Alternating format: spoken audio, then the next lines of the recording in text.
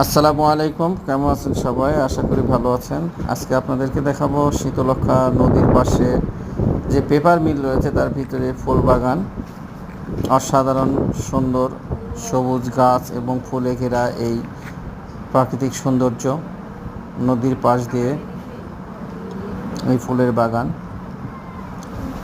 আমি সাধারণত সুন্দর ফুল, সবুজ প্রকৃতি, পাহাড়, সমুদ্র বা ঐতিহাসিক যে স্থান, এইগুলো দেখতে আমার খুব ভালো লাগে, যার কারণে আমি চেষ্টা করি এই ভিডিওগুলো আপনাদেরকে দেখানোর জন্য।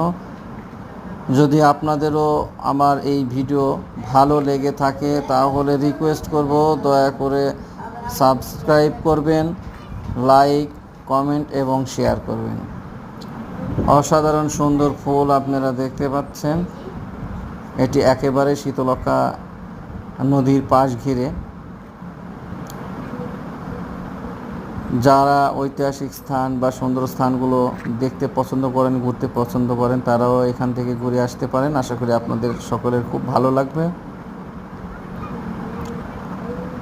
সবাই ভালো থাকবেন এবং সবাইকে ভালো রাখবেন এবং চেষ্টা করবেন সুন্দর সবুজ প্রকৃতি এবং ঐতিহাসিক স্থানগুলো ঘুরে দেখার জন্য।